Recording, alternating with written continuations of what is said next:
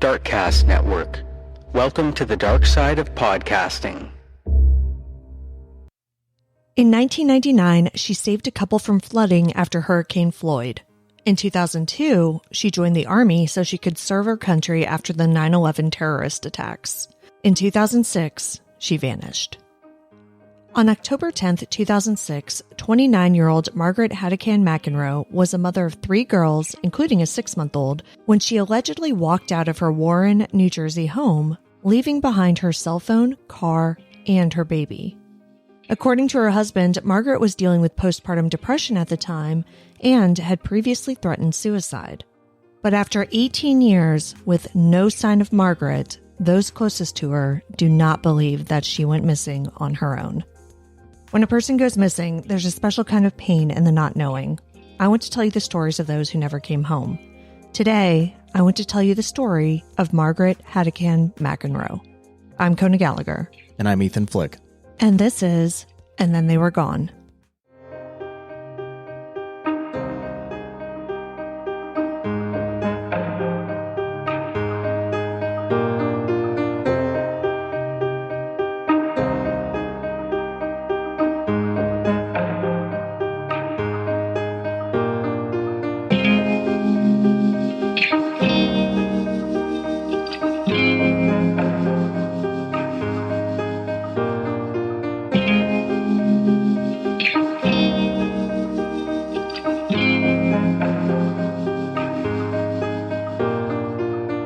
Welcome back, everyone. Welcome back.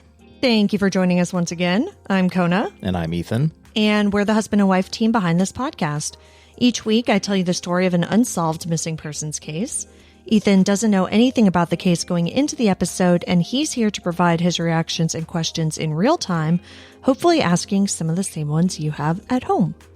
Now, the thing that struck me about this week's story as I was researching it are the many parallels between it and the story of Momtakafle, which we've been covering here on the podcast, and which I've been covering extensively on TikTok and YouTube. There are so many similar elements, from the cell phone to marital spats to the idea that she perhaps just walked off. But I don't believe that the story of Margaret Haddican-McEnroe's disappearance is at all clear-cut. Okay. Well, now you have me hooked. Yeah, so this is actually a long episode because there's just a lot going on here. Going back through the original newspaper articles, it seems clear that a lot of personal details were omitted about Margaret. So I have the feeling that what was actually going on in this woman's life was a lot more complex than it appears. Intriguing. Yeah. Before we get started, though, we've had some new members join us over on Patreon. So we want to give a shout out to Melissa R., Alexis A., Kaylee B., Hannah M., AB, Spooky Julie, Sue B., Lori N., Amber L., and Dr. Dino's mom. Thank you so much for your support. Thank you all so much. Remember, if you join us there on any level, starting at just $2 a month, you can get these episodes ad-free and also get a copy of the ebook that I wrote. Okay, but with all that out of the way, let's get into the story of Margaret Haddican-McEnroe. Margaret Haddican-McEnroe was born on August 25th, 1977 in Jackson, Mississippi as Sherwood Haley. When she was about 7 weeks old, she was adopted by Eileen and Patrick Haddican, who later adopted 3 other children and lived in Brooklyn, New York. They adopted Margaret, and then when Margaret was 5, within a year, they adopted 3 other little girls. So, okay. Yeah. I guess they really wanted to just round out the family really quickly. Yeah, so Margaret went from being an only child to having 3 sisters in a very short period of time. Well, yeah, but you said she was 7 weeks old? When she was adopted, but she was an only child until she was 5. That's when they adopted the rest of the sisters. Yeah, I guess that could be kind of jarring. Yeah. When Margaret was 7, the Haddicans settled in Warren, New Jersey after Patrick's company transferred him. Growing up, Margaret was tough and athletic. She ran track and played soccer and basketball. By her teens, she even started boxing recreationally.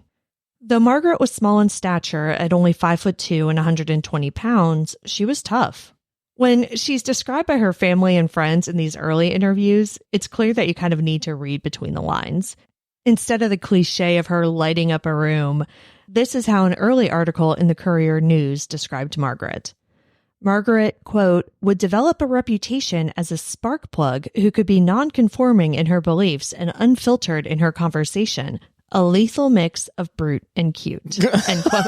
Oh my God, that's not complimentary at all. Yeah. Her mother, I guess the cute part, but no, she's cute. Good Lord. I know. Her mother, Eileen, described her as a, quote, strong-willed child. And First Sergeant Les Myers, who met Margaret in the Army and quickly took her under his wing, said of her, quote, she was Wonder Woman with a hard head. If she thought you were doing her wrong, she would be on top of you like white on rice. But if you were her friend, she would do anything for you. And she didn't use that word friend loosely, end quote. Yikes. Yeah. Okay. Fierce woman. Exactly. She sounds like someone who is self-assured, loyal, and had a strong sense of right and wrong, and definitely didn't take shit from anyone. So I also ended up watching an episode of Disappeared on her case, and it was interesting listening to especially her dad describe her, because he was very blunt by that point. He was like, yeah, she was really difficult. Like, we got into fights a lot. But I mean, clearly he loves her very much. But you could tell that they definitely butted heads while she was growing up. As Margaret grew up, she started wondering about her birth mother. So when she turned 18, she hired a private investigator. And in 1998, she managed to track her mother down. Terry Deal was thrilled to hear from the daughter she had given up 2 decades previously, and the pair quickly formed a relationship. When Margaret and Terry reconnected in 1998, Margaret was a young single mother to a 1-year-old daughter named Sarah, whom she had with a former fiancé, Joe Mastriano. She was working as a volunteer firefighter at the Washington Valley Volunteer Fire Department and trying to figure her life out. Then, in 1999, Hurricane Ian struck. The rain caused flooding around the township, and Margaret, along with other firefighters, responded to a call at the home of Ed and Linda Wozniak, who were trapped by a rampaging stream on their property. So I think I actually read in a later article that they were like on a bridge that got washed out, but they were an older couple. So during the rescue, the Wozniaks, Margaret, and another firefighter, Brian Sutherland, were swept off their feet and carried into chest-high water where they clung to trees. And apparently Margaret couldn't swim. Oh. Yeah, that's what one of her friends said. Because her friend was like, yeah, Margaret couldn't swim, but she didn't care. Like, she just charged in regardless. So they clung to trees. And apparently Margaret actually used the suspenders from her uniform to like kind of like tie them to the trees. Oh, that's smart. Yeah. Sutherland managed to get out and get help, and Margaret stayed with the Wozniaks, keeping them calm and holding on for the next 3 hours. Holy shit. Yeah. Margaret said later that though she assured the Wozniaks everything would be fine, she thought that there was a good chance that none of them were going to make it out alive. Despite Ed Wozniak suffering a heart attack during the ordeal. Jesus, really? Yeah, everyone survived. Holy shit. So he's in the water. She's clinging on to him. They're holding on to a tree, and he has a heart attack. Yeah. And I mean, maybe it happens I guess it had to have happened toward the end, I would think, right? I mean, I hope so. Jesus. Yeah. Despite her heroism, being a volunteer firefighter didn't pay the bills. So in 2001, after the September 11th attacks, Margaret started to think about joining the Army. In January 2002, she left for basic training at Fort Jackson in Columbia, South Carolina. After completing basic, she was stationed at Fort Riley in Manhattan, Kansas. However, physical ailments would soon prove to be challenging for Margaret. She had 2 bad knees and suffered from frequent migraines. Because of this, she was placed as a tank mechanic. She caught on quickly and worked there under First Sergeant Les Myers, whom I mentioned earlier, but then received a medical discharge in 2004. While she was stationed in Kansas, her young daughter stayed in New Jersey. Despite being in the Army, Margaret still managed to get back up to visit her quite frequently. While she was back in town, she also visited someone else, Tim McEnroe. Tim was a fellow firefighter, but from another town, whom Margaret met atop a burning garage in 1999. How weirdly romantic. Yeah. A Navy veteran, he was 5 years older than Margaret, and the pair started out as friends. They stayed that way for years, as Tim never saw himself as the marrying type. But after becoming closer to Margaret, he began to change his tune, saying, quote, "You learn there's a soulmate for everybody. It sounds corny, but we were perfect together. And everyone said that because we kind of evened each other out." End quote. So she was the spark plug and he was like the cool head? I guess that's what it sounds like. After they officially became a couple, they had a daughter, Emily, who was born in 2004. When she became pregnant again, they got married, and Melissa was born in 2006. The family was busy, with Tim running his landscaping business and Margaret raising 3 girls and teaching religious education classes at their church, Our Lady of the Mount in Warren. So that's quite a pivot. So she's a firefighter. She's doing all this, you know, like rescuing people or whatever. And then she goes into the military. Mm-hmm. And, you know, yeah, even though she's not frontline, she's a mechanic. So, but whatever, she's still in the military. Yeah, like working on tanks. Yeah, to being a stay-at-home mom and teaching religious classes at the church. Yeah. Like, that's quite a pivot. Yeah, it was. I'm sure that played into the postpartum depression, too. Well, yeah. So, yeah, you're right. I mean, Margaret had a tough exterior, but there was a lot more to her. One of her close friends, Lisa Giacone, told the Courier News that Margaret was actually quite domestic. If you went to her home, it wouldn't be uncommon to see her crocheting with a roast in the oven. Not what I would have imagined given her description. Well, no, and that's so Lisa tells a story about that. She says that she went over to Margaret's house one time and Margaret was knitting a scarf for her daughter, and Lisa just like busted out laughing and was like, "Who are you?" And Margaret said, "Don't you dare tell anyone, you'll ruin my image." So yes, she had a certain toughness, but one thing that everyone who was close with Margaret has said about her was how much she loved being a mom and how fiercely she loved her daughters. That's why the events of October 10th, 2006 simply made no sense to anyone in her life.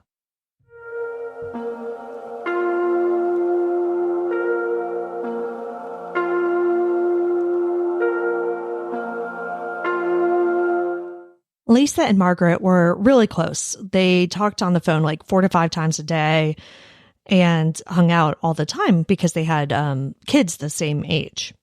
So on the morning of October 10th, the two chatted on the phone from about 8:30 to 8:50. And it was just a normal conversation. They talked about baby food, a Target run they needed to make later in the day. And they talked about when Margaret would come over to pick up some baby clothes that Lisa had to give her. According to Lisa, the only odd thing about the conversation was that it was a little bit earlier than usual. Tim ran a landscaping company, so he didn't have a fixed schedule. It sounds like he was just kind of in and out during the day, depending on what jobs he had scheduled. Yeah, that makes sense. Yeah. So he says that he last saw Margaret around 1:30 p.m. when he came home.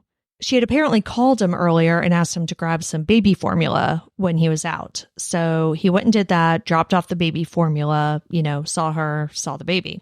Then he went back out to complete another small job. So according to him, when he returned home at around 3 p.m., his wife was gone, but her car was still at the house and baby Melissa was in her crib.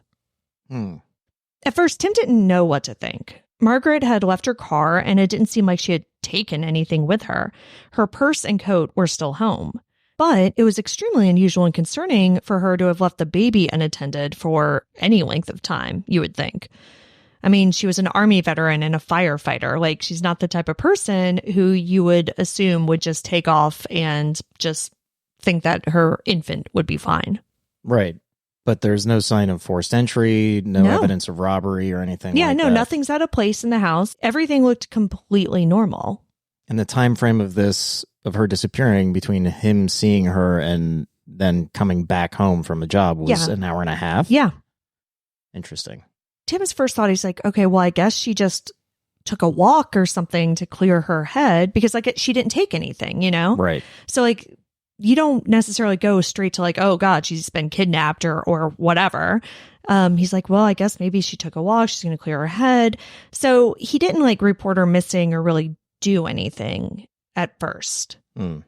Now, over the years, much has been made of the fact that Tim didn't end up reporting her missing to the police for 2 days until October 12th. Okay, I mean, that's slightly disconcerting. Right. And you can understand why, people that's brought up in like every article, right? Sure. Has he ever said what his reasoning behind waiting so long was? Yeah, he said it a million times. He says that their friends like urged him not to call the police because Margaret would be upset with them, which sounds made up. I know. Like you all can't see Ethan's face right now, but you're like, yes, I know that sounds made up. But Lisa even said that herself in the Courier News article that I was talking about. And it was just published a few months later, like in December of 2006. Lisa said that she basically did say that, like that Tim had better not call the police because when Margaret came back, he'd be in a heap of trouble. I mean, I can see that for the first couple of hours, but like her walking out on their 6-month-old child and then not coming home for 2 days, I don't think I would have made it through the first night. Right. And that's regardless of what friends were telling me, like I would have been panicking at that point. Yes, because, in researching more of the timeline, it wasn't the fact that he waited 2 days to report her missing to police that really bothered me. It was what he did between finding her missing and reporting her to police in those 2 days. Okay, let's That hear is it. much more concerning. Okay. So in the very first article I found about this case, dated October 19th, it's reported that Tim told police that Margaret had threatened suicide in the past and may be suffering from postpartum depression, heavily implying that she took off on her own volition and may have done so with the intention of harming herself. Right. So if you already know that, why would you have waited? Exactly, right? It was weird because it seems like he initially thought that she left because she was pissed at him, and that's why he didn't go after her. But then he was like, well, also she's like depressed and had threatened to kill herself. And it's like, okay, well, that makes it seem like an emergency. So which is it? Yeah. It's important to mention that no one else has corroborated the suicide threats. Now, that doesn't necessarily mean that she hadn't experienced suicidal ideation in the past, because there's absolutely a possibility that Margaret had never shared that with anyone else, Right. or that she had, but her loved ones didn't want to speak about it to the press. Yeah. But here's where I find all this to be a huge problem.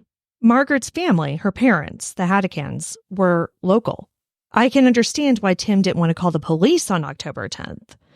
But according to Margaret's parents, he didn't even call them. Okay. To me, if I think my wife is upset and walked off, whether it's because like she's pissed at me or, God forbid, she's thinking about harming herself, the parents who lived nearby would be the first people I would call, because I would think that there's a good chance she went over to their house. Right. I mean, if I walked out... Before I even get to calling the cops, I'm calling everybody that you know. Exactly. And I think that my sister would be your first call. Yes. Because she lives here in town. Yeah. And so you would think that that's a reasonable place for me to go. Also, I'm taking notes for when you actually do this. It's especially strange that he didn't contact her parents, because leaving and going over there because she was pissed at him was exactly what Margaret had been planning to do. Margaret's parents spoke to Nancy Grace and told her about Monday, October 9th, the day before Margaret went missing. Patrick, her dad, said that Margaret came over to their house during the afternoon of October 9th. She was alone. Her oldest daughter was in elementary school, and the toddler was in daycare. I'm not sure where the baby was, but I'm assuming with Tim, because he did have that flexible schedule. Sure. So when she arrived, Margaret was wearing knee braces over her clothes. So her dad saw the knee braces. Margaret did have chronic knee issues and was actually scheduled for surgery a week or so later. She asked her father if he'd take her to the hospital for the surgery and drive her back. He agreed. And then, according to Patrick, she got a phone call from Tim. Margaret quickly became agitated, and it sounded as though the couple was arguing.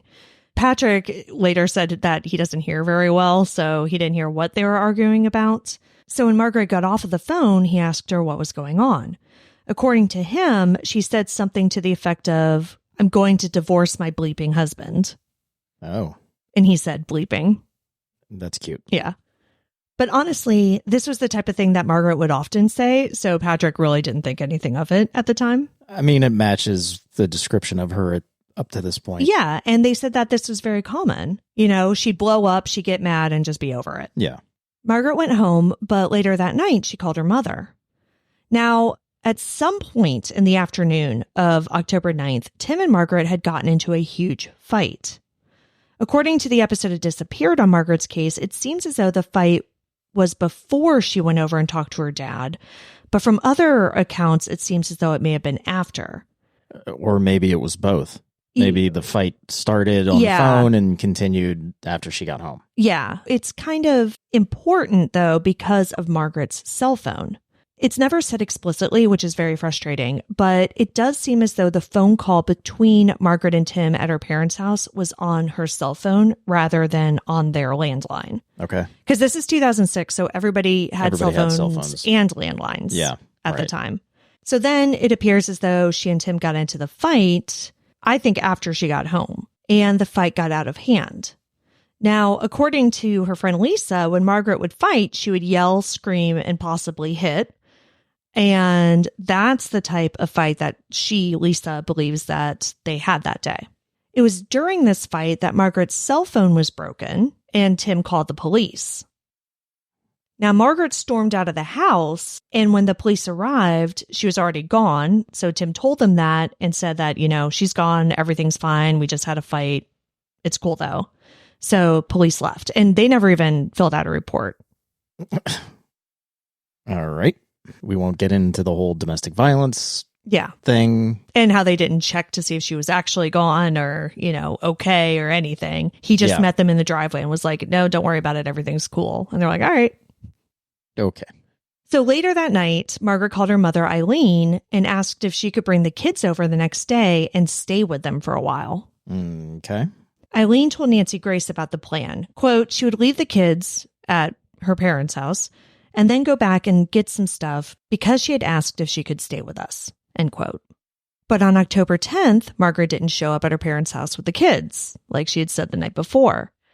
However, that also didn't worry her parents because, like I said, Margaret's temper was such that she could be furious one moment and then just completely over it the next. So they just assumed that Margaret had calmed down and reconciled with Tim and decided not to come over.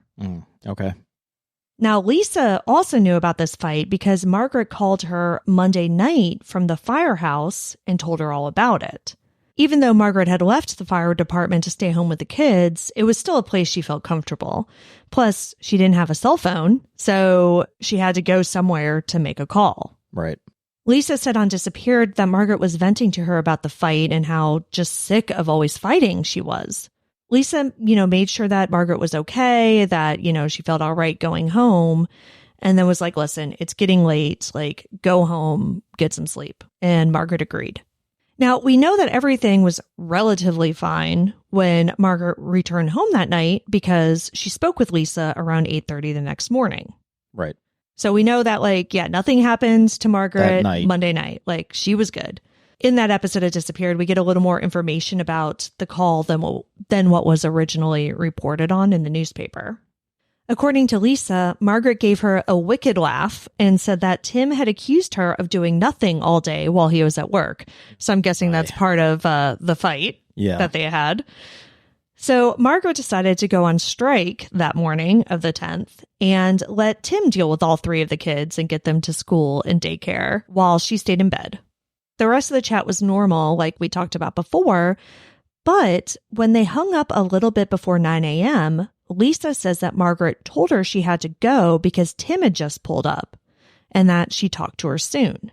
And that is not something that was reported on at all in the initial months of the investigation. Right. So what time of day was this? Right before 9 a.m. So it sounds like Tim took the oldest daughter to school, took the toddler to daycare, and then came home. Which was unexpected. It sounds like it was because they were in the middle of the conversation, and it sounds like, from what Lisa said, that Margaret got off the phone very quickly. Okay. So even though Margaret said that she'd, call Lisa back, she never did. And that was the last time that anyone other than her husband ever heard from Margaret.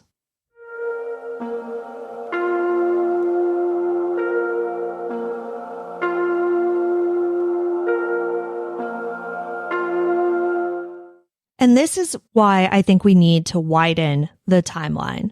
And I don't want to talk too much about Mom Tecavle, although I do talk about her a little later in this. But that was my big thing that I kept on harping on at the beginning of her investigation, was that all of the missing posters said that she was last seen on July 31st. But nobody outside of her husband had talked to her after July 29th. And so I kept on saying, why are we using this July 31st date? We do not know that that's the date she went missing. And so in this case, we know that October 10th is definitely the date, but the time is around 10 a.m. as opposed to 9 a.m. Around 9 a.m. as opposed to 1:30. 1:30. That can be corroborated by anyone outside of their home. So now we have a period of between 9 o'clock and 3 o'clock that something could have happened, but that 3 o'clock is also only according to Tim as well. Unless the police were able to corroborate or find CCTV footage or something that puts Tim buying formula between 1:30 and 3. Yes, and there actually is. So they had the receipt. They didn't have CCTV footage, but they had something that... Yeah, they had the receipt, which was time-stamped. Mm-hmm. So that part of his story absolutely checks out. But that doesn't really mean anything other than he bought formula in the afternoon. What about, did they ever corroborate whether he was on any of these jobs that he had? I have no idea. I'm wondering what his timeline was during that day. Yeah. We know what he said, but was he ever investigated? Was any of that ever corroborated? What jobs did you go on? Let me go and talk to these people. Did you see him here? Police have never publicly said anything like that. The only thing that police have publicly said is that they had the receipt from him buying formula. Have they ever said that he's not a suspect? No. We'll talk about that a little bit later. Okay. So the other thing with October 10th is that Lisa and Margaret were supposed to go shopping that afternoon. And obviously Margaret never showed up. But again, Lisa also wasn't worried because, Margaret had a 6-month-old baby. And when you have a 6-month-old baby, you can't actually make plans. And her cell phone is broken, so she can't just throw out a text or whatever. Yeah. So, obviously she had a landline, but I guess, Margaret maybe wasn't the type of person who would always call if plans changed, because Lisa fully admits that she was not concerned when Margaret didn't show up. But not only did she not hear from Margaret that day, she also didn't hear from Tim, which again, your wife's missing. You don't call her parents or her best friend. Right. That in and of itself, his behavior is not matching up. Yeah. You know what I mean? It's not jiving with me. Right. I understand wanting to keep things private and, you got into a fight with your wife. You don't really want to let people into your business. But when she leaves your baby in a crib, that's different. And he had already called the cops. So it's... No. Well, he called the cops during their fight the day before. Yeah, that's what I'm saying. Yes, it's one thing to not talk about it to your friends or whatever, but you've already requested assistance at some point. Because of what I would assume would have been a potential domestic violence situation, whether that's towards him or towards her, whatever. So you call the cops in that situation, but then your wife disappears and leaves inexplicably your baby. and leaves your baby. And you don't want to call the cops because she'll be mad at you? I think she would have been madder on Monday when he called the cops. Yeah, exactly. So it wasn't until the next day, October 11th, that Tim's mother called Lisa and asked her if she had heard from Margaret because Margaret had run off. Wait, say that again? So I guess Tim called his mother, not Margaret's mother, told his mom what was going on. So his mom called Lisa and said, "Hey, Margaret's run off. Have you heard from her?" Oh, this is really weird. I know. And Lisa's like, "No, what the hell are you talking about?"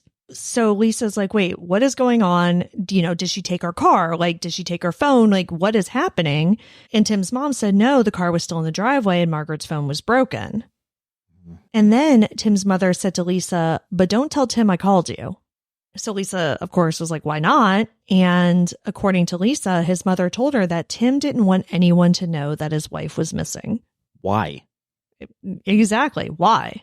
Now, it's important to mention that your perspective on an event like this will change over the years. In the December 2006 article, Lisa was perplexed about her friend's disappearance. But like I said, like she said in the article that she didn't think Tim should have called the police right away because Margaret would be pissed when she came home. And she also talked about how she fully expected a call from Margaret and that her friend would let her know she was okay by using a secret word the two had between them. But by the time she was interviewed for Disappeared in 2011, she seemed much more suspicious of Tim and the entire situation. Oh, hindsight's 2020. Well, exactly. And we're talking 2 months after the fact versus 5 years after the fact, and your friend is still missing. Right. Tim didn't participate in Disappeared, but he did talk to Nancy Grace for a story, and that's when Margaret's parents talked to her as well. In a phone interview with Nancy Grace, he said that when he returned home on October 10th, he initially didn't find it too strange that Margaret had left their baby in the crib alone and said that she would do that sometimes. Margaret would walk down the road to cool off or go visit a nearby goat farm. What?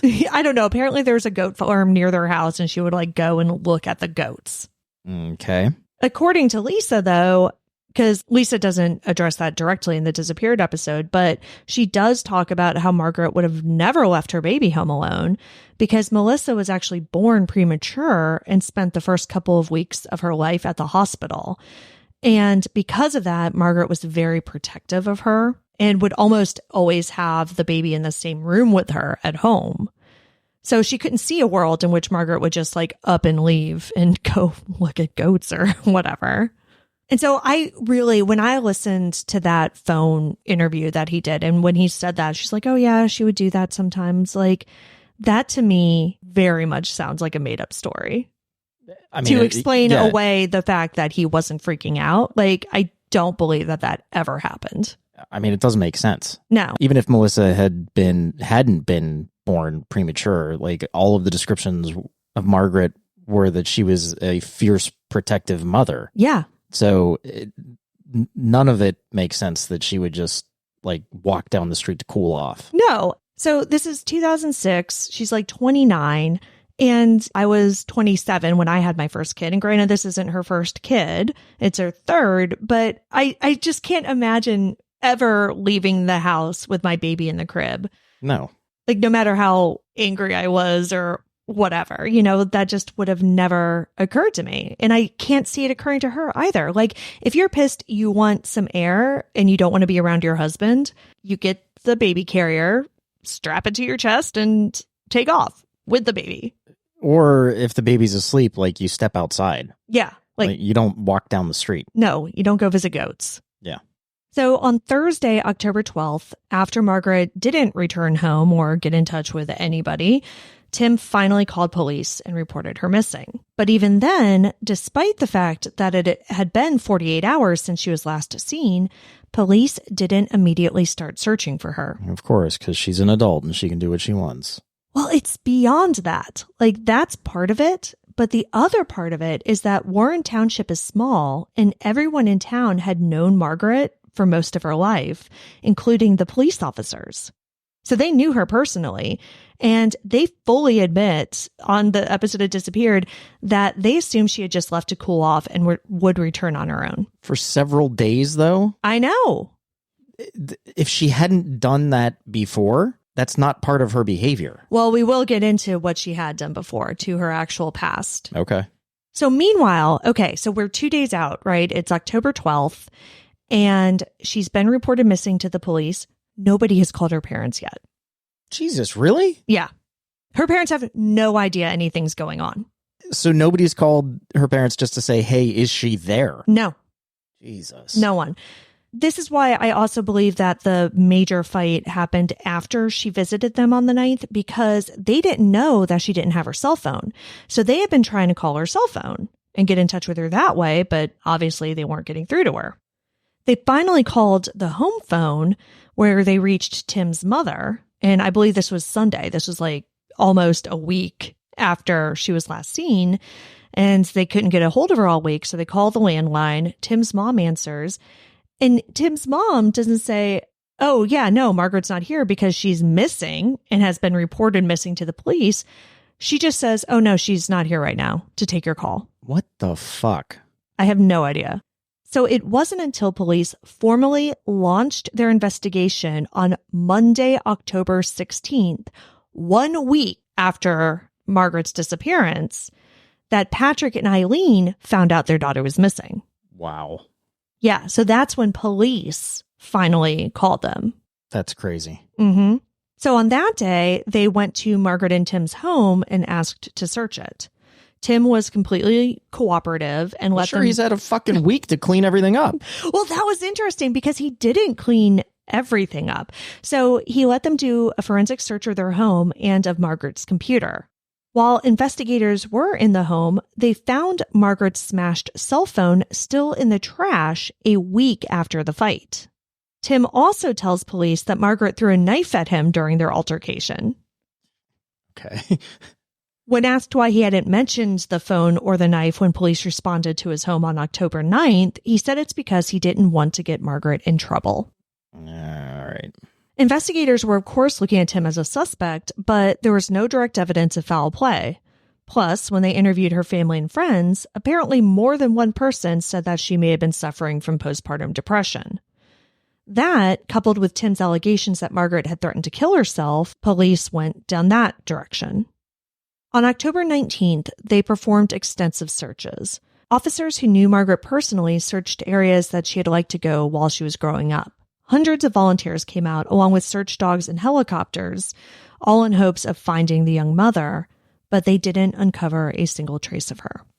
What's this terrain neighborhood area it's like? Pretty suburban. Like, there are wooded areas for sure, but, nothing crazy. We're not in the Pacific Northwest Right. with like dense forest or mountains. That's where I was going with that. Exactly. So she left on foot, so it's not like she could go very far. Yeah. There's no indication. I mean, this is before Uber and everything. Mm-hmm. I don't even know if the town had a taxi service, but there's no indication that... I'm sure that given that her cell phone was smashed, that they would be able to search the landline records right. to verify she hadn't called a cab. Yeah, or somebody else to come pick her up or anything like that. Like, there's no indication. They, of course, looked into, like, was she seeing somebody on the side, anything like that. Yeah. But they didn't find any evidence whatsoever. So they're searching, and Warren Township is like 20 square miles. So they did an extensive search, but like I said, found zero evidence of her whatsoever. Police were investigating Tim, of course, but then they obviously had to talk to other people in Margaret's life. So they contacted Terry Deal, Margaret's birth mother, to see if she had heard from her.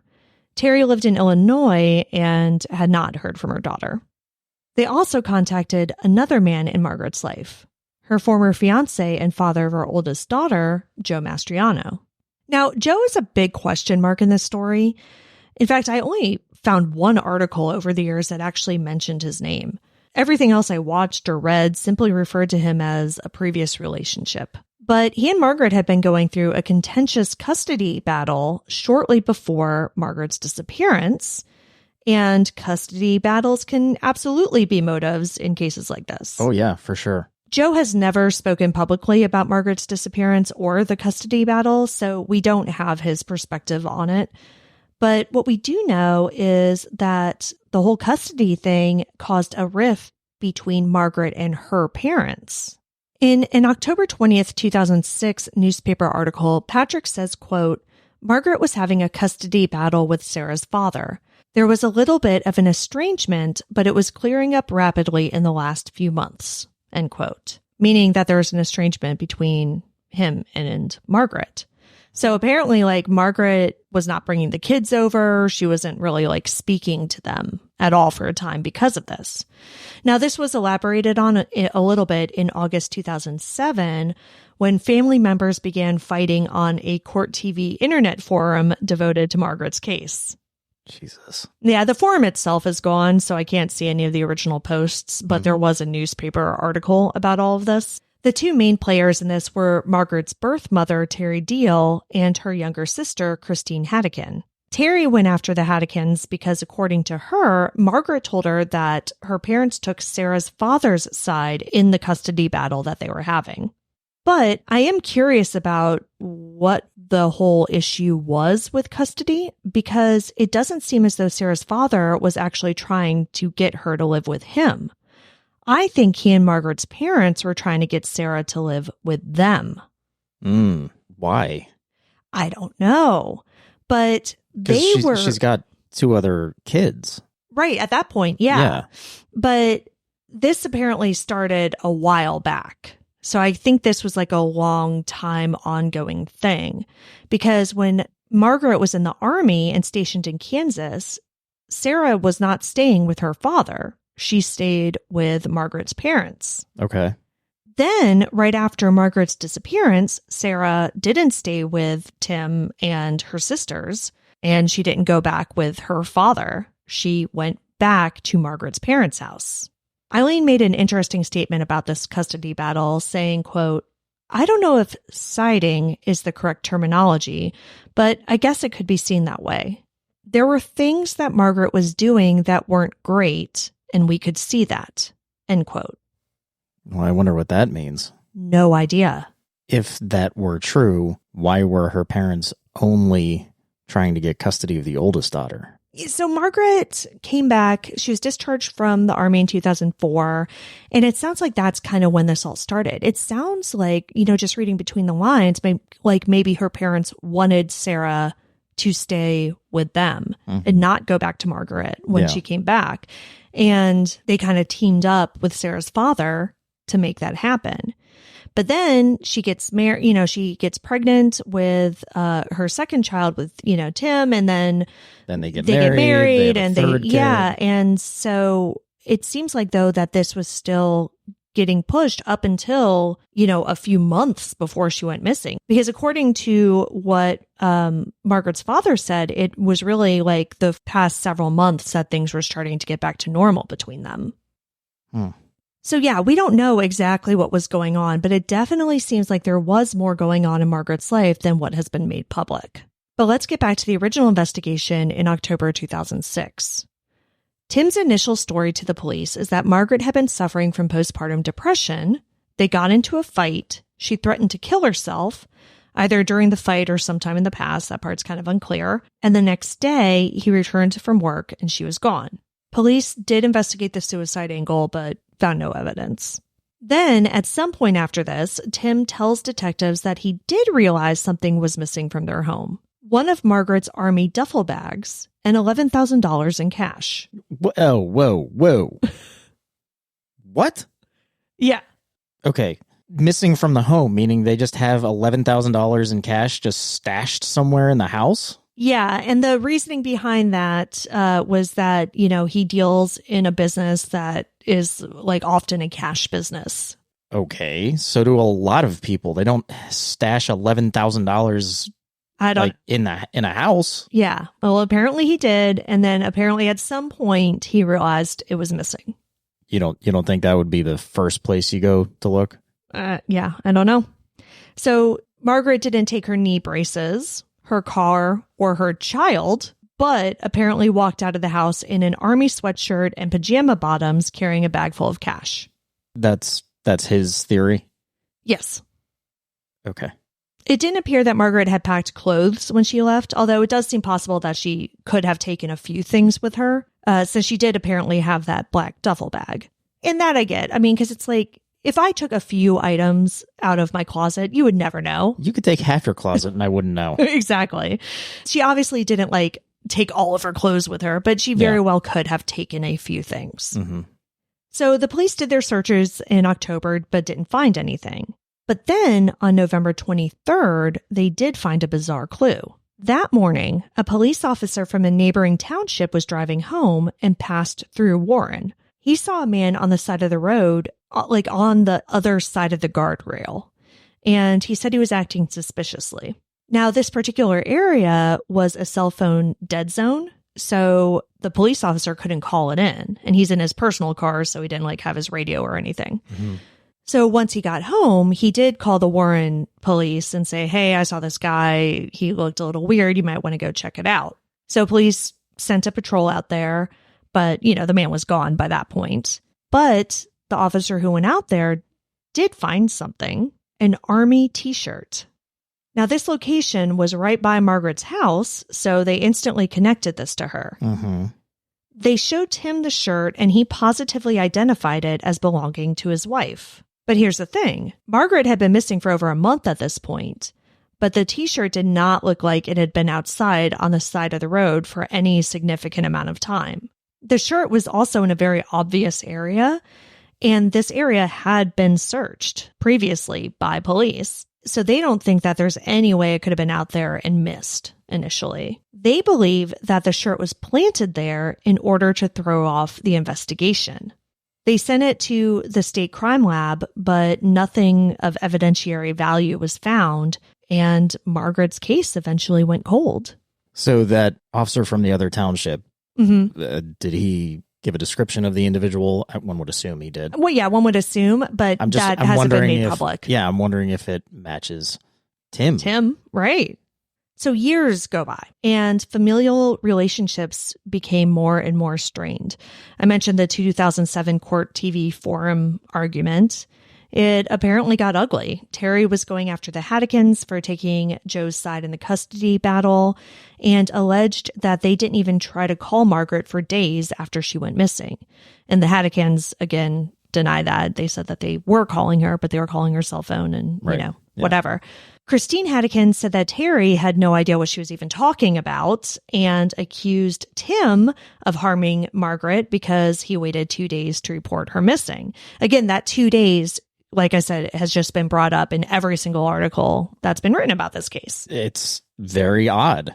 Yeah, but like I said earlier, it's really not the 2 days part that bothers me. It's the not calling anyone else in between that bothers me. Yeah. Except apparently his mother. Yeah.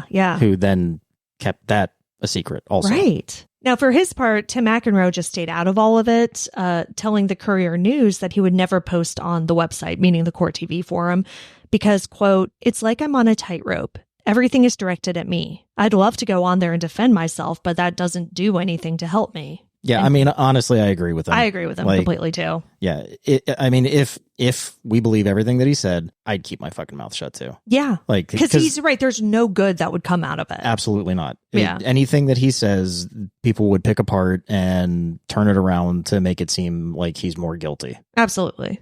So yes, there's the 2 days, which obviously made everybody suspicious of Tim, but he also refused to take a polygraph test. Now, Patrick, Eileen, and Margaret's friend Lisa all took one and passed, but Tim told police that he wouldn't do it unless it was done by a third party, meaning not in a law enforcement setting. Which, again, I completely agree with. Like, don't trust the cops. I also don't trust polygraphs. Yeah. They're, like, inherently not scientific. No, exactly. And to me, when the cops ask you to take a polygraph, you've got two things working against you. It's cops and it's a polygraph. Like, those are two reasons not to do it. Yeah, 100%. That's another thing. I don't fault him for that. No, and also, to the listeners who are probably going to start bashing the fact that you and I both just said, don't trust the cops, and I am one. The Supreme Court has ruled many times that it is completely legal for police officers to use deception in an investigation. Yeah. So it's very publicly known that cops can lie to you in an investigation to get you to flip. Yeah, in the States. And that's not a rule everywhere. Like in England, they can't do that. Right. So, let's just move to England. Let's do it. This whole thing with Tim not wanting to take a polygraph did come up in a couple of articles. And those articles made it seem as though police weren't open to the idea of getting a private polygrapher. But in the episode of Disappeared that came out several years later, one of the detectives said that they had actually agreed to just doing it privately, and they even offered to pay for half. And they had it all scheduled, but then Tim backed out at the last minute. Well, maybe that's when he realized his $11,000 was missing and he couldn't afford the other half. Yeah, maybe. All right, so what happened to Margaret? Let's talk theories.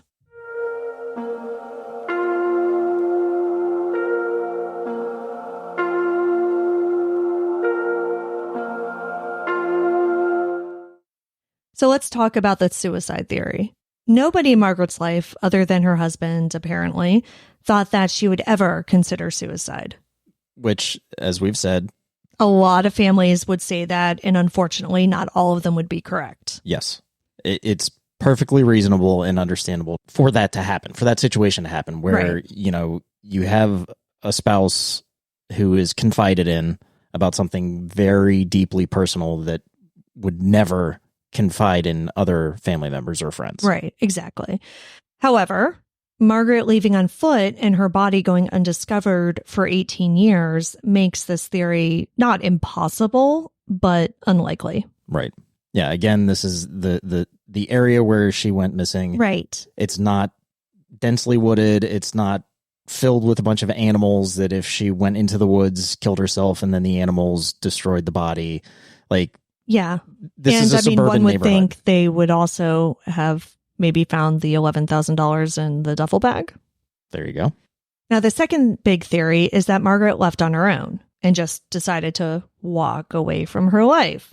If we are to believe what Tim said about the duffel bag, right, that matches that theory. Yeah. All right. So all the way back in the intro, I mentioned that this case had parallels to Montecoffla's case. Tim's story about why he thinks his wife left is what really made me first start to see those parallels. Both Margaret and Mamta had careers in which they cared for other people. Both had babies under a year old and friends and family who said they were absolutely devoted mothers. According to both of their husbands, these women destroyed their cell phone and then left without a car. Right. Both husbands also said that their wives took off all the time like this. They were also both the last people to see their wives, and neither final sighting can be corroborated by anybody outside of the home. Now, those are some similarities, but there are also differences. For instance, Naresh Bhatt said Mamta constantly ran off, but there's never been a time when she ever left without letting several people in her life know where she was. She also always continued to care for her baby while she was away. But in Margaret's case, that's not exactly true. Now, I was shocked when I heard this next part because this was never brought up in any of the original articles around Margaret's case. But her dad talks about this in Disappeared. When Margaret was a teenager, I think around 15, she ran away from home. But not just, I'm mad at my parents, I'm going to go run away to a friend's house. She hardcore ran away. She left and started hitchhiking up and down the East Coast. Oh, wow. She was gone for about 10 days before a trucker brought her home. Wow. Okay. So yes, you can legitimately say that Margaret had a history of deliberately walking away from her life. However, everyone who knew her said that she completely changed once her children were born. Yeah, I was going to say she was 15. Yes, that is an extreme quote unquote runaway situation. However, since then, firefighter, military, mom. Exactly. And also plus 14 years. Right. She's a kid versus an adult. And yeah, it's a completely different situation. But, if Tim's telling the truth about the duffel bag and the $11,000, that very much lends to that theory. Right. Additionally, and of course, we don't know to what extent the police searched their house, but there was mention of forensic searches of the house that yielded nothing. Right. Which that evidence also matches somebody just walking out of their lives. Exactly. Not saying that I agree with that theory, however.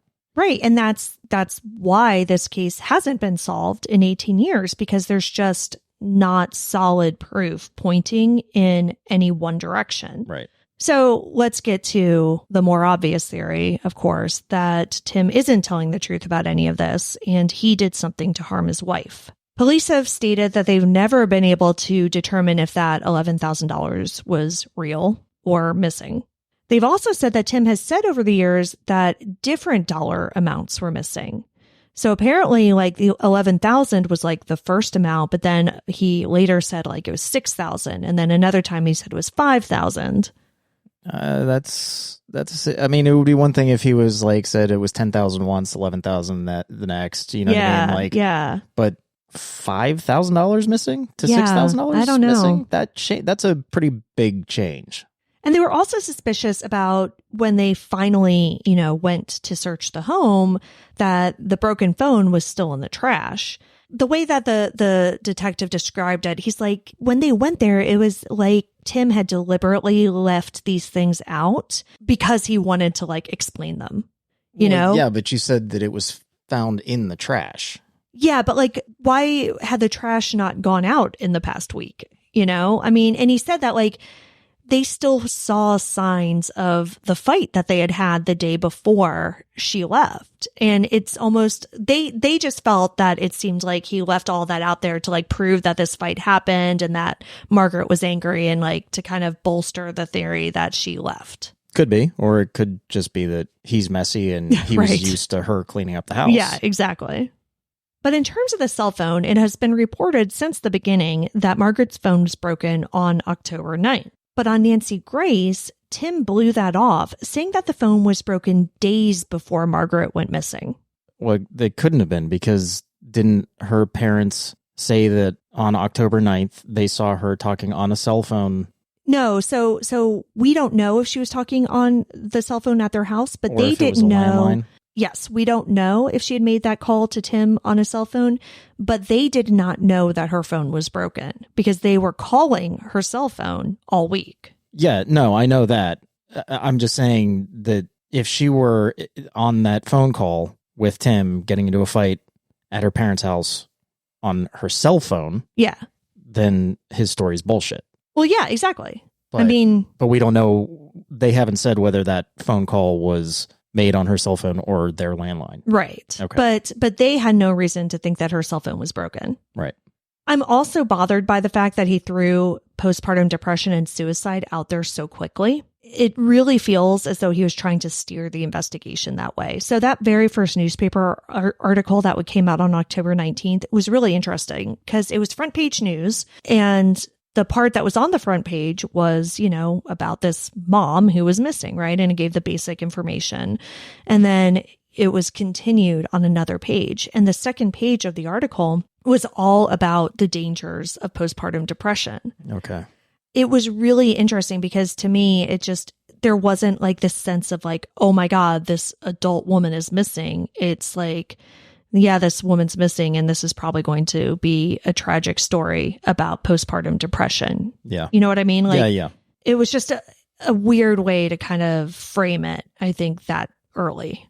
Then there was the suspicious man in the shirt. That man has not been identified, but could it have been Tim planting evidence, you know, kind of like you were saying? Police haven't said if they do believe that it was Tim, but they did say that they believed that it was planted. Mm-hmm. Now, it doesn't seem as though anybody thinks that some random person came and abducted Margaret. There's no evidence to support that at all. I mean, there's no evidence to support anything. Well, that's the problem. But that would seem extremely unlikely given the state of the house. Exactly. Right. And that's actually one of the things that her dad said, because her dad's like, if some stranger came and tried to take Margaret, you'd be finding that person's blood in her house because Margaret would not have gone easily. Yeah. I mean, everybody talks about how much of a spark plug she was. And then there's the evidence that her and Tim got into a fight and he called the cops on her. Yeah. So clearly she's Lisa's a fighter. Like, she'll kick. Yeah. You know, like Yeah, Lisa was like, yeah. Yeah. So if it wasn't a stranger, who else could it be? No one else in her life had means, motive, and opportunity. But that, of course, doesn't prove guilt. If it did, we wouldn't be talking about this on an Unsolved Missing Persons podcast. Right. While Tim has obviously never been arrested for his wife's disappearance, during a review of Margaret's case in 2011, the FBI was brought in to take a second look at it. They named him a person of interest officially. Good.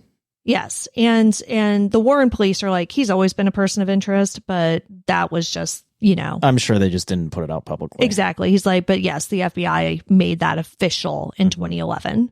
This announcement came after a new ground search that focused on a wooded area a few miles away from Margaret and Tim's home. Tim has, of course, always proclaimed his innocence, and while it does appear that he stopped speaking to the press for a time, because, like, again, there are a lot of articles that said, we tried to contact Tim McEnroe, but, you know. Yeah, whatever. I mean, same. I agree with him. I wouldn't talk to anybody. Yeah. He was interviewed in 2018 in an article on mycentraljersey.com in which he talked about being suspected of his wife's disappearance. Quote, I never understood it. I had done everything and anything they wanted. They searched our house 15 times. They searched the backyard, our rental house. I gave them permission to tap the phone, go through bank statements. Anything they wanted, I gave them. They paid me back by naming me a person of interest. They did it to make me look bad, like I was about to be arrested." End quote. I mean, no, they didn't. They named you as a person of interest because you were the last one, allegedly, to see her. Yeah. And you guys got into a huge fight the day before that you called the police about. And while there is no evidence of her being killed in your house, you could have killed her somewhere else. And who would be better able to hide a body than a landscaper? All of the equipment to hide a body is your normal equipment that you would have in a landscaping truck. I didn't even think about that. It wouldn't be unusual for you to have black trash bags, mulch, lye, shovels. And even heavier equipment. Yeah. And you would probably know some clearings, some areas where you could go to. Yeah, that's a good point. So, I don't know. It's tough because, like, a lot of times when you have suspicious husbands, right? Like, they'll go and make the initial pleas to the media or whatever, and then they will just kind of like shut up and not talk anymore. But he did come back out, for this 2018 article, and he attended a missing persons conference in 2017 and, told reporters that he's happy to have people talk about his wife's case because the interest helps keep it alive, and he believes someone out there knows something. Yeah, and hey, look, me throwing that out there as the justification of why he's a person of interest is not me saying that I believe that he is the one that did it or did anything. I don't know. There's no evidence of anything in this case, which is why it's perplexing. That is a question. Did police not find any evidence of foul play because there wasn't any to be found, or because the initial investigation was botched? Right. It was a week later. There was plenty of time to clean anything up. Exactly. And there are ways of killing somebody that wouldn't leave a lot of forensic evidence. Right.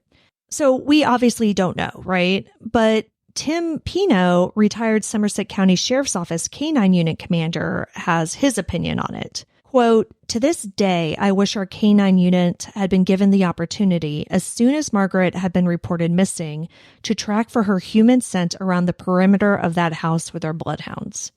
I have no doubt our dogs would have contributed key evidence, but our agency was not part of the investigation, and 12 years later, it's still baffling to me on why we weren't."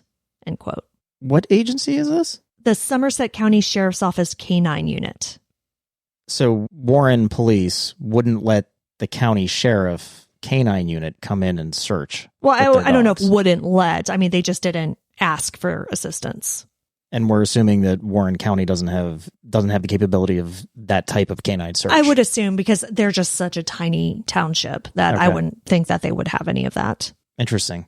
Yeah. I mean, maybe it was just something that they didn't think about. Yeah. I don't know. No, and I think that is true because, like I said, the initial investigators knew Margaret personally and didn't believe that there was anything here. Yeah. And so it was a missed opportunity because they didn't even investigate when she was reported missing. It took another, I think, like 4 days. I really don't know what to think about this because, Tim attending a missing persons conference in 2017 and then, talking to reporters in 2018, like, that isn't, to me, what you typically see a guilty person doing. But I'm just bothered by the timeline. I'm bothered by him putting postpartum depression and suicide out there initially. And then after the police did their search and, obviously didn't find her, it seems like that's when he put out the, also there's $11,000 in a black duffel bag missing. Yeah, that's the part that really bugs me. Yeah. I'll even give up the whole him pushing out the postpartum depression thing and suicide right away. Maybe that was something that was fresh on his mind because of the fight the day before or whatever. The day before she went missing, I mean. But again, like, whatever the amount of money, cash was in that duffel bag or wherever it was. Like, give me a fucking break. You don't notice that missing when your wife left unexpectedly Yeah. If we're to believe his story, she disappeared, baby's in the crib. You know, you start going through all of these scenarios in your head. You don't check on that? No, that takes me back to the depression aspect of it. So you think your wife is depressed and possibly suicidal and you don't call her parents? Yeah. I mean, none of his behavior makes sense in the initial days. Initial days after she went missing. He called his mom, but didn't call her parents. Yeah. Who lived in town. Seemed like right down the street or very close. Very close. Even just to call and say, hey, is she over there? Exactly. You don't call Lisa, her best friend? Right. Hey, is she there? Yeah. We had a huge fight the night before. Yeah, you don't call, he didn't call the fire department, for instance, because it seems as though like she would hang out there still. Yeah, right. Because she went there after their fight on Monday night. Yeah. Like, he didn't call them. That's so if you think your wife is like out there suicidal, like you're just not gonna try to find her? I guess she'll turn up. I mean, Christ. Like that's, yeah. His behavior in the initial days after she allegedly disappeared is baffling. Yeah, him waiting 48 hours to report her to police is like the least disturbing part of it. Right. And that's the part that always gets brought up. But that's the part I'm like, okay, sure. Yeah, fine. But it's everything else in that first 48 hours that doesn't make any sense. You just sit still and don't do anything. Yeah. Except call your mom and say, she's not here. Right. It's weird. It's incredibly bizarre. So Tim still owns the home that he shared with Margaret. He ended up raising their two girls, and Sarah ended up being raised by Margaret's parents. Sarah apparently looks just like her mother and ended up joining the Marines and followed in her mother's footsteps, becoming a volunteer firefighter. Wow. Yeah. Patrick Haddican passed away in 2013, not knowing what became of his oldest daughter.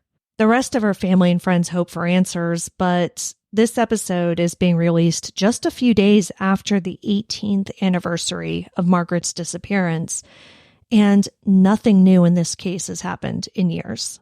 The last post on the Find Margaret Haddican-McEnroe Facebook page was on November 14th, 2016. Wow. Just after the 10-year anniversary.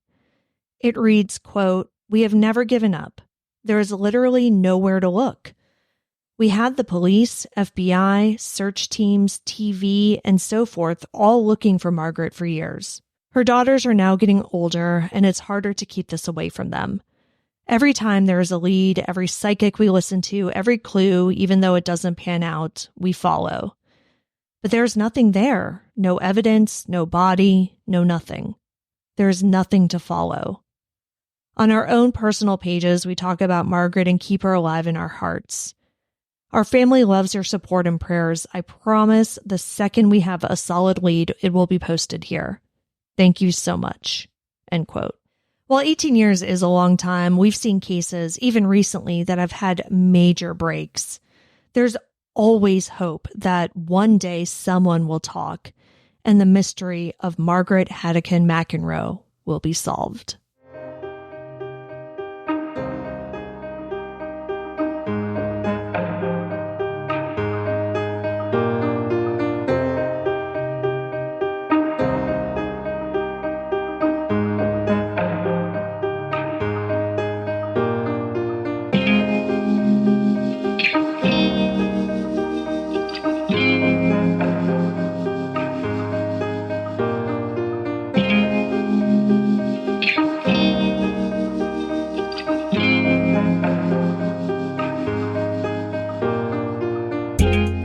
Margaret Haddican-McEnroe has been missing from Warren, New Jersey since October 10th, 2006.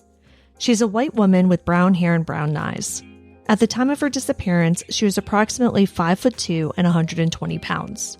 She has numerous tattoos on her back, a tattoo of a tribal design on her arm, and a fire helmet tattooed on her left thigh. She was last seen wearing a gray sweatshirt with the word Army in black lettering on the front, plaid pajama pants, white socks, white Nike sneakers, a black military-type jacket, a silver neck chain with military dog tags, and a white gold wedding ring with 3 diamonds on her left ring finger.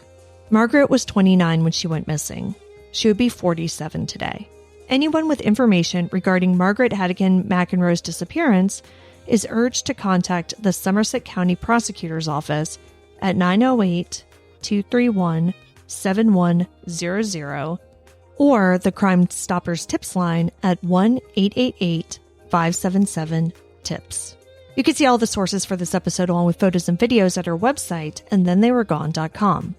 And be sure to follow us on social, and Then They Were Gone Pod on Facebook and at ATTWG Pod on Instagram and TikTok. If you like what we're doing, please subscribe and consider leaving a 5-star review on Apple Podcasts. It will help new listeners find us. And the more people that listen, the more chances we have of bringing someone home. And we'll see you here next week for a brand new episode. See you next week. And Then They Were Gone is hosted by Kona Gallagher and Ethan Flick. All research, writing, and editing is done by me, Kona Gallagher. Theme music is The Stork by Ketsa. Additional music is provided by Kai Engel. And Then They Were Gone is a Little Monster production. Hey, you can do it!